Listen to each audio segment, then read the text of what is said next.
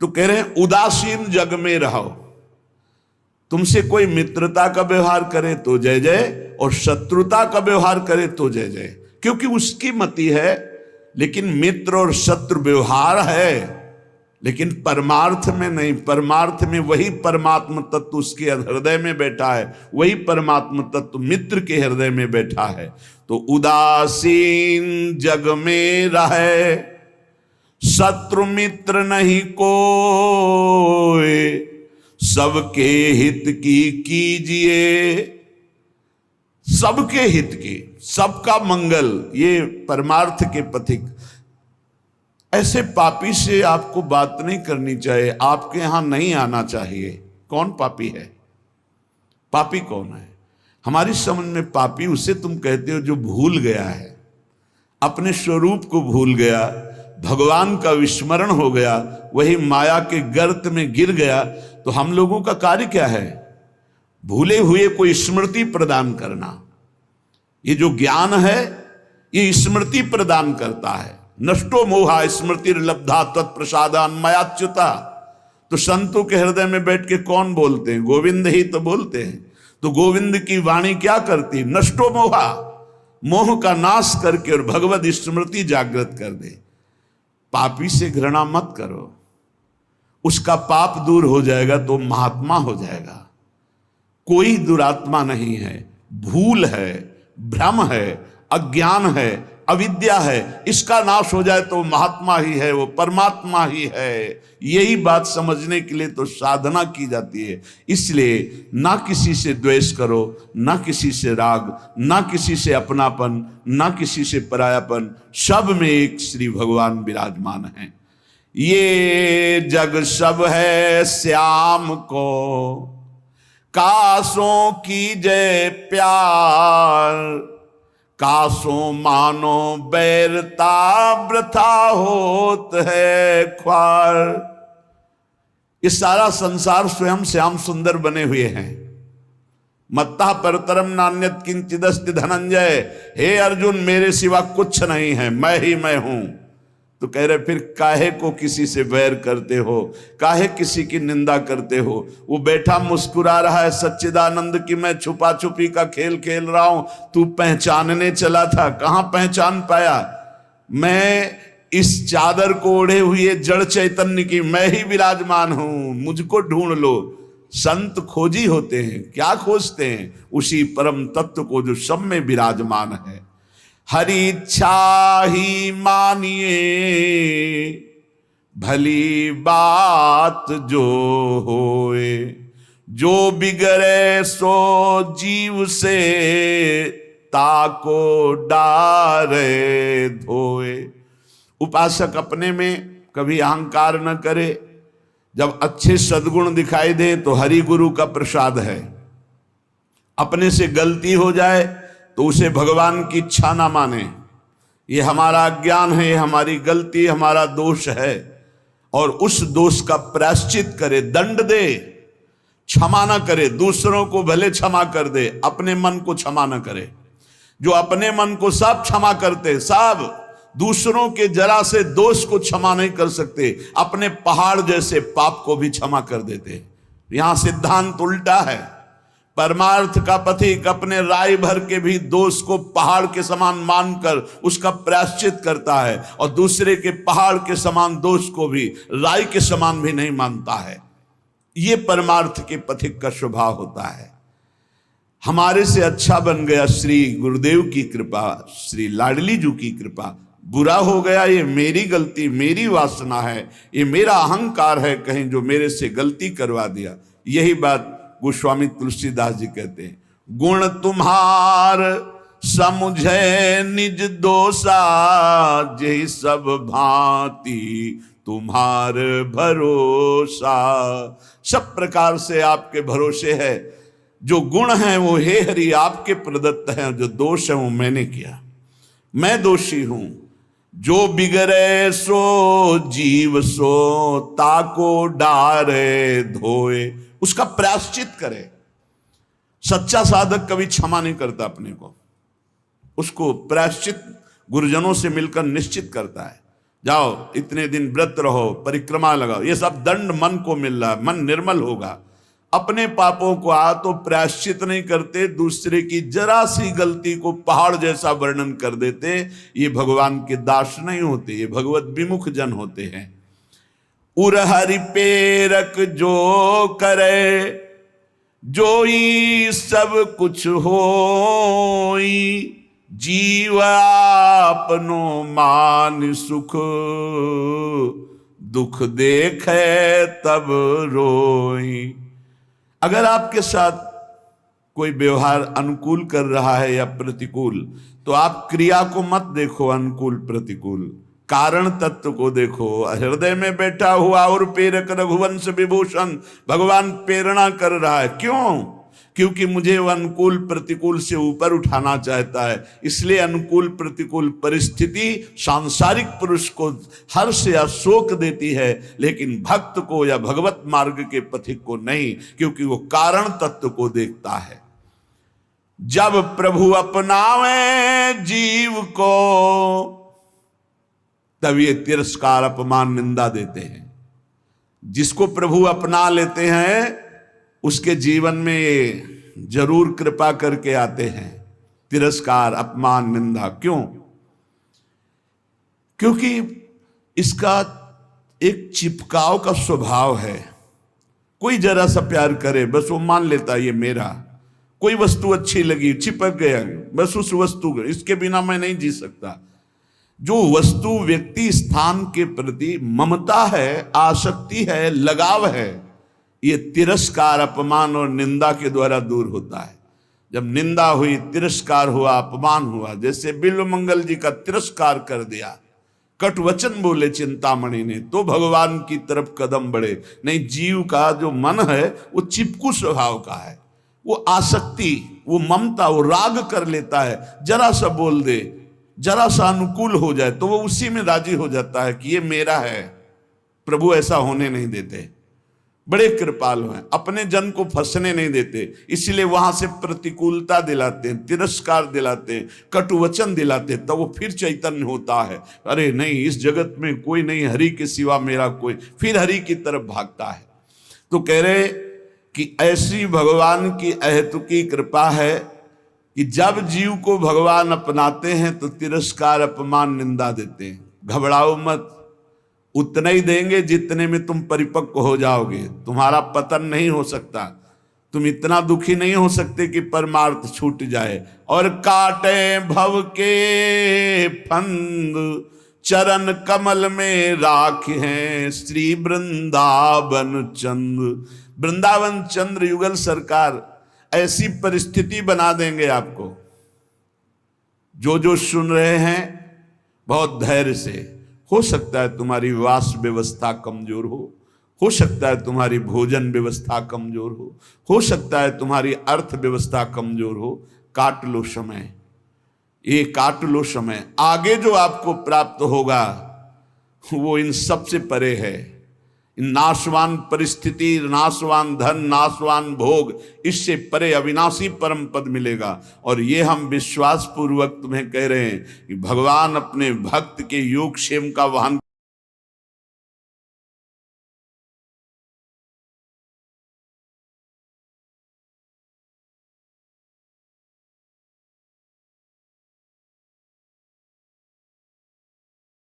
जो के पास कुछ कमी नहीं है, वो आप देख रहे हैं, आप स्पष्ट देख रहे हैं, आप समझ नहीं सकते स्थिति को। अगर हम गिरिराज जी जाना चाहते हैं परिक्रमा लगाने, तो हमारे 2-3 ब्रजवासी थे, उनसे जाके कहते दंडवत बाबा गिरिराज जी जाना है ना आपको, क्योंकि 1-2 बार जैसे ये 30 रुपया लीजिए आने जाने का किराया।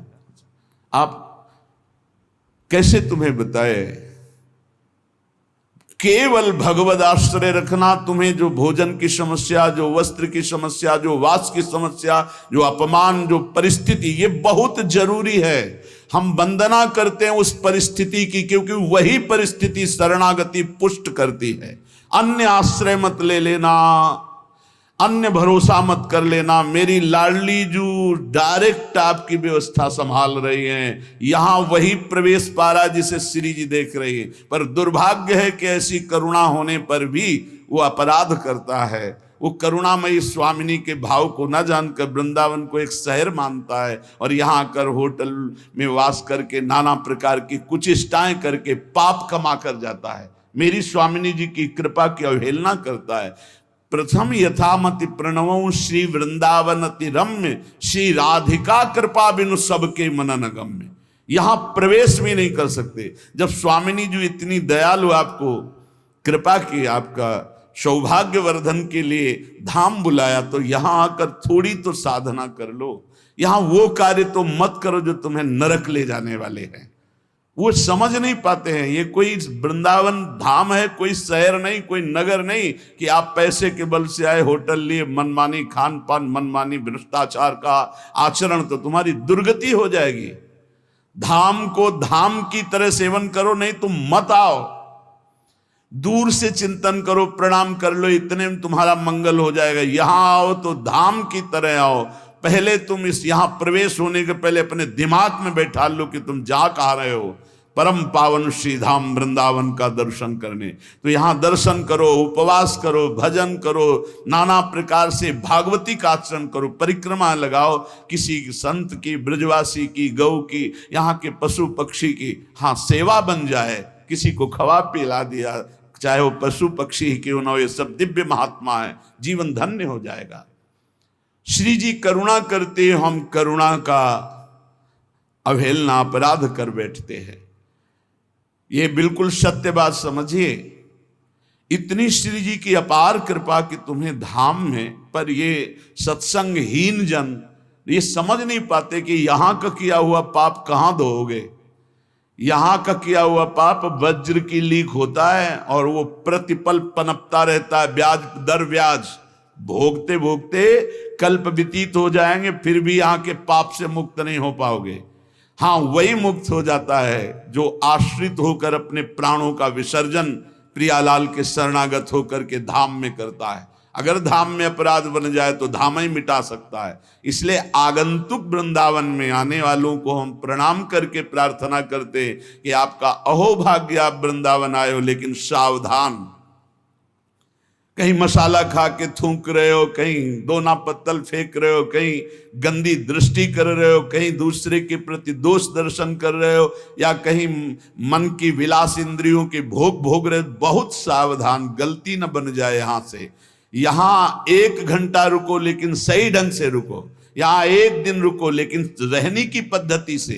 1 दिन में तुम्हारा श्रीपाद प्रबोधानंद जी का एक बार वृंदावन आ गया, 1 पुष्प प्रसादी सूंघ लिया, 1 बार बिहारी जी को प्रणाम कर लिया, 1 बार वृंदावन की रज लग गई, अब तुम नरक नहीं जाओगे। तो उल्टा भी इसका है। आप 1 बार वृंदावन में आके पापाचरण कर लिए तो बचोगे नहीं नरक से, क्योंकि ये अमोघ धाम है। उपजाऊ भूमि में चाहे बंबूल का पड़ जाए या गन्ना का पड़ जाए या दाक्षवारा का पड़, वो उपज जाएगी। आप बो क्या रहे हो वृंदावन में आकर? सत्कर्म भगवत भजन या दुष्कर्म पापाचरण। भगवत कृपा सब पर है। तुम्हें मनुष्य बनाया, धाम बुलाया, सत्संग करके, दर्शन करके भगवत प्राप्ति का मार्ग पुष्ट कर सकते हो, पर मनमानी आचरण करके अपने जीवन को नष्ट कर सकते हो। इसलिए सावधान। जब जिस पर हरि कृपा करते हैं, हम वंदना करते हैं उस परिस्थिति का जिसमें कोई व्यवस्था ना हो और मन आश्रित हो जाए श्री जी की। ये बहुत बड़ी बात है, ये शायद ही कोई उपासक समझ पाएगा। हम प्रणाम करते हैं और धन्यवाद देते हैं परमात्मा कृपा को। जिस साधक के जीवन में अव्यवस्था हो, विपत्तियां हो, प्रतिकूलता हो और कोई प्यार करने वाला ना हो और केवल एकमात्र प्रियाजू के चरणों का भरोसा आ जाए, यही सबसे बड़ी सिद्धि है। ये अनुकूलता में नहीं होती भाई, ये होती ही नहीं अनुकूलता में। जितनी अनुकूलता मिलती उतनी इंद्रियां बहिर्मुख होकर के जगत को अपना मानने लगती हैं, व्यक्ति को, वस्तु को, स्थान को। इसलिए भगवान जिस पर विशेष कृपा करते हैं, अपनाते हैं, उसको सब तरह से मुक्त कर देते हैं। कहीं भी आसक्ति नहीं, कहीं भी ममता नहीं, कहीं भी राग नहीं। ये दुर्लभ मनुष्य देह है। ये बंधन काटने के लिए है, बंधन पुष्ट करने के लिए नहीं। ये बंधन है फंस जाना। आपके बिना नहीं जी सकते, वस्तु के बिना नहीं जी सकते, ये व्यवस्था के बिना नहीं, ये सब बंधन है। जीवन मुक्त की पहचान क्या है? ब्रह्मभूता प्रसन्नात्मा न सोचति न कांक्षति। सिद्ध बात है। ना कोई कामना है, ना कोई सोच है, एकमात्र परमात्मा चिंतन में डूबा हुआ वो जीवन मुक्त है। जिस जिस विषय को आप छोड़ते जा रहे हैं, संसार के उन विषयों से आप मुक्त होते चले जा रहे हैं। जिस जिस कामना को, जिस जिस व्यक्ति के संबंध को बिना आप इनको तोड़े जीवन मुक्त नहीं हो सकते। सबकी ममता ताग बटोरी, मम पद मनई बांध बर डोरी। तो साधना की जो हमारी रुकावट है, हमारे भगवान कृपा करके उसे हटा देते हैं, ममता को हटा देते हैं। आसक्ति, कोई प्यार करने वाला ही नहीं रहता, नहीं रहता। वो भीख मांगता है, मुझसे प्यार कर लो। वो भीख मांगता है कि कोई तो मुझे प्यार करे, कोई नहीं। जहां वो जिधर दृष्टि डालता है उधर दृष्टि ही हटा दी जाती। बड़ा कृपा प्रसाद हरि का होता है, नहीं तो मन तो चिपकू स्वभाव का है। अब देख लीजिए, चक्रवर्ती सम्राट पद हरि के लिए छोड़ा, सुंदर रानियों को छोड़ा, पुत्र को छोड़ा, सब सुख छोड़ा और हिरण के बच्चे में फंस गए। ये बात हमको शिक्षा देने के लिए, नहीं तो वो तो भगवान के पुत्र हैं। ऋषभदेव भगवान का अवतार, उनके पुत्र हैं। और चक्रवर्ती सम्राट पद जिसके लिए छोड़ा, हिरण में कैसे फंस सकते हैं? ये हमको शिक्षा देने के लिए कि तुम किसी भी राग में भगवत प्राप्ति में बाधा पैदा कर सकते हो। तो भगवान जिस पर कृपा करते हैं वो स्वयं राग से बचा देते हैं। उसे कोई प्यार ही नहीं करता, उसे कोई अपना ही नहीं मानता। अगर वो किसी को अपना मान ले तो ऐसा वहां से कड़ुआहट दी जाती है कि दोबारा उधर अपना मानेगा ही नहीं, वो सीधे भगवान की तरफ चलेगा। ये भगवान की अहेतुकी कृपा होती है। श्रीपाद प्रबोधानंद जी महाराज कह रहे, निरस्त त्रैगुण्यम हरिरसद पुण्यम स्वकृपया धरण्यम तो भारतम विमल परमानंद सुघनम इदम वृंदारण्यम बहद तुल माधुर्य सुषमा महावन्यम धन्य सरयति बहुमान्य स्त्री जगताम। तीनों लोकों में सबसे महान धन्य है वो जो तीनों गुणों से परे करके सच्चिदानंद हरि रसदाई श्रीधाम वृंदावन का अखंड वास पा गया। ए भाई, जिनको मिल गया हो तो छोड़ना मत कि पड़ोसी ठीक नहीं है, व्यवस्था ठीक नहीं है, कोई सेवा करने वाला नहीं। एक सोच बनी रहती है उपासकों के अंदर, बहुत पहले की बात है और अब भी वर्तमान में कुछ साधकों में हो सकती है। उसके निवारण के लिए हम प्रार्थना करते हैं। एक बार एक साधक ने कहा कि महाराज जी आप हो तो हमारा जीवन आपके शासन से सही चल रहा है, कल जब आप नहीं होंगे तो आपका शासन नहीं होगा। आज उसका समाधान सबके लिए कह रहे हैं जिन साधकों के अंदर है। आप किसी मनुष्य की शरण में हो क्या?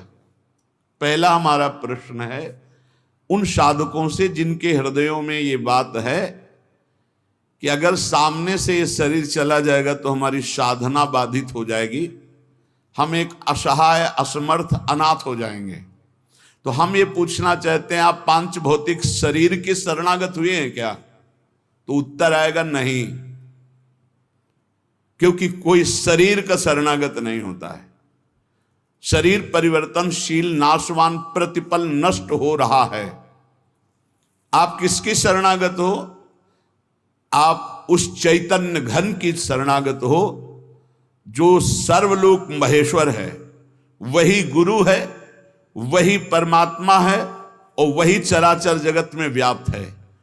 क्या वो त्रिकाल में तुमसे कभी अलग हो सकता है? और एक हम ज्ञानेश्वरी टीका जो श्रीमद् भगवत गीता जी की और श्रीमद् भागवत की कुछ की है, उसकी बात पढ़ करके उन्होंने कहा कि जब हम किसी सदगुरुदेव का वर्ण करते हैं तो सदगुरुदेव का सूक्ष्म स्वरूप हमारे हृदय में आके बैठ जाता है। और जब तक हम जीवन मुक्त नहीं हो जाते तब तक गुरुदेव भी जीवन मुक्त नहीं होंगे। कौन से गुरुदेव? जो आपके दिमाग में बैठ गए, आपके अंदर बैठ गए। एक शरीर है और एक तत्व है, और तत्व सशरीर तुम्हारे अंदर समा गया है। अब देखो, महाराज जी ने बात कही थी, तो महाराज जी सामने दिमाग में है और उनकी बात सामने है। ये पूरे जीवन तुम्हारी रक्षा करेगी। और भरण पोषण ना कुछ हमारा था, ना है, न रहेगा। प्रभु हमारे हैं, प्रभु का सब कुछ है, प्रभु का सब कुछ था, और वही सब कुछ करते रहेंगे। तुम निष्ठावान बनो, तुम अलग से भुवन रचना कर देंगे तुम्हारे लिए भगवान। एक छोटे मोटे स्थान की बात क्या, अलग से तुम्हारे लिए भुवन रचना कर देंगे। यदि गुरु निष्ठा वाले हो तो विश्वास कर लेना, पहले तुम्हारा विश्वास का परीक्षण होगा, और परीक्षा में पास हो गए तो भुवन के भुवन तुम्हारे कर देंगे। अनंत ब्रह्मांडों के मालिक हैं। तुम अपने जीवन की परवाह करते हो, इसका मतलब तुम शरणागति में अभी कलंक लगा रहे हो। मेरा प्रभु, बचपन से कह रहा हूं, इसीलिए बोल देता हूं, यह अहंकार बना ही रहेगा। बचपन से हम जिनकी शरण में, उनके दुलार को आज तक देखते रहे। कोई एक साथी नहीं रहा कि हमें 10 कदम भी हाथ पकड़ कर चला दे। 13 वर्ष की अवस्था कोई अवस्था होती है, ज्ञान विज्ञान संपन्नता होती है, और उसी समय से गंगा का किनारा पकड़ा, और आज तक मेरे भगवान मेरे साथ ऐसे करुणा कर। तो वो भगवान क्या तुम्हारे नहीं है? क्या तुम्हारी शरणागति का वो पालन नहीं करेंगे? फिर ये प्रश्न क्यों हो जाता है मुझे किसने संभाला बचपन से अभी तक? किसने संभाला? कोई विश्व में ऐसा नहीं कह सकता कि 10 वर्ष हमने संभाला, एक दिन भी नहीं। वही परम गुरु, गुरुदेव का रूप। गुरुदेव तो बाद में मिले हैं, घर से तो उसने पहले निकाला। सूक्ष्मता से देखिए, उस जगत गुरु ने घर से निकाला वैराग्य दिला के, उस जगत गुरु ने भ्रमण कराया, फिर गुरु रूप से मिले, फिर हमको सतमार्ग में चलाया, फिर अंतर ध्यान हो गए, फिर सदगुरु रूप से आगे मिले, फिर पला, फिर सदगुरु रूप से आगे, वो आगे आगे बढ़ता चला जा रहा है। वही परमात्मा तत्व, वो क्या तुम्हारा नहीं है? तुम निर्भय निश्चिंत नहीं? अरे तुम शरणागत हो, चल के तो दिखा एक कदम विपरीत। अगर थोड़ी भी शरणागत हो गए तो एक कदम तो विपरीत नहीं चल सकता जीवन में, यदि शरणागत है। और जो शरणागत है तो माया मां की तरह दुलार करती है, मां की तरह। हमारी बात को समझ लेना, माया उनको विघ्न डालती है जो सूरवीर हो करके माया को जीतना चाहते हैं, और जो माया को मां मानते हैं, मां की तरह दुलार करती हो, भगवान को प्राप्त हो जाते। माया कभी बाधा नहीं पहुंचाती। इसीलिए हरिदासों में कहीं भी माया का प्रभाव नहीं देखा जाता। वो तब होगा जब कीन हो इस कबहू अभिमाना, शोक होवंचा कृपा निधाना। अगर अभिमान रहित होकर दैन्य भगवान की शरण में, तो माया है ही नहीं, वो मां है। देखो सियाजू के लिए क्या कह रहे हैं रघुनाथ जी मनु जी से, आदि शक्ति जय जग उपजाया सो अवतरी मोरिया माया। वही हमारी जननी है, वही हमारे सर्वस्व हैं। वो पालन पोषण करके भगवान से मिला देती, वो श्रृंगार करके भक्ति का भगवान से मिला देती। बाधा तब पहुंचती जब अहंकार होता है और माया पर विजय प्राप्त करने की बात होती, तब प्रश्न खड़ा हो जाता है। और जब भगवान के अधीन हो जाते हैं तो माया मां की तरह दुलार करती हुई भगवत प्राप्ति करा देती है। निरस्त त्रैगुण्यम, वृंदावन में रहने मात्र से निरस्त हो जाते तीनों गुणों के प्रभाव, सतोगुण रजोगुण तमोगुण। इनसे ऊपर त्रिगुणातीत प्रिया प्रीतम के प्रेम की प्राप्ति होती है। हरि रसद पुण्यम, ऐसा यहां वास मात्र से सुकृत होता है। वास मात्र भजन है। हमारी बात को बांध लो, कुछ भजन ना हो तो भी पड़े रहोगे तो तुम्हारा सच्चा भजन भगवत प्राप्ति करा देगा। यह सच्चा भजन होगा। चद्दर में 4 कोने हैं, एक कोना पकड़ के घसीट लो, पूरा चद्दर आ जाएगा। उपासना रूपी चद्दर के 4 कोने हैं, नाम रूप लीला धाम। हम नाम निरंतर नहीं जप पा रहे, रूप का ध्यान नहीं बन रहा है, लीला का चिंतन नहीं बन रहा है, लेकिन धाम का अखंड वास कर रहे हैं तो एक कोना पकड़ लिया जोर से, पूरी उपासना आ जाएगी। नाम रूप लीला धाम एक पकड़ लो। कोई आप दूर रहते हैं, धाम वास नहीं करते, निरंतर नाम का चिंतन और धाम का आश्रय, पूरी उपासना जागृत हो जाएगी। आप प्रभु की सेवा में लगे, प्रभु का नाम जप कर रहे हैं, अपने कर्तव्य का पालन कर रहे हैं, अंततो गत्वा आपको भगवान की प्राप्ति निश्चित होगी। कोई एक पकड़ लो। श्रीपाद कह रहे हैं अतुलनीय महामाधुर्य सुखसार प्रदान करने वाला, तीनों गुणों को निरस्त करके हरिरस प्रदान करने वाला, वो महाभाग्यशाली है, त्रिभुवन में वंदनीय है, जो श्रीधाम वृंदावन का अखंड वास स्वीकार कर लिया। ये बड़ी दुर्लभ बात है। अखंड वृंदावन वास करते हुए बस वृंदावन बसिकै इतनो बड़ो सयान, और जुगल चरण के भजन भी निमिष न दीजे जान। जब प्रियालाल ने इतनी कृपा कर दी तो हमसे चूक कैसे हो जाएगी। हम हर समय श्यामा श्याम का सुमिरन करें। सांद्रानंदाब्धि मध्य लसति रसमयम चिन्मणि द्वीप मेकम। देखो तुम तो महिमा सुन रहे हो, अनजाने में यदि हम भगवान के स्वरूप, भगवान की नाम, भगवान की महिमा को स्वीकार कर ले तो हम अनजाने, लेकिन भगवान तो सर्वज्ञ हैं। सदन जी के एक चरित्र में बड़ी विशिष्ट बात पाई गई। देखो सदन जी का जो जन्म है, इसी से हमें ये पता चलता है कि भगवान केवल भाव देखते, केवल भाव देखते हैं।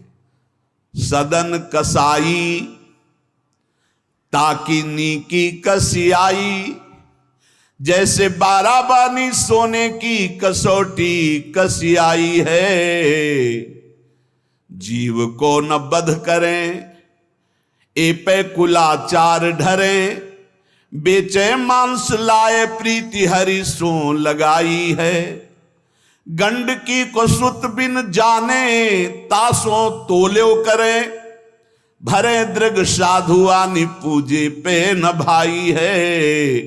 कही निस सुपने में वाही ठोर मुंह को देवो, सुनो गुण गान रीझो ही की सच्चाई है। सदन जी का जन्म कहाँ हुआ? कसाई कुल में, जहां पशुओं का वध करना एक स्वाभाविक वृत्ति है। निंदनीय किसी भी जीव की हिंसा करना निंदनीय कार्य है।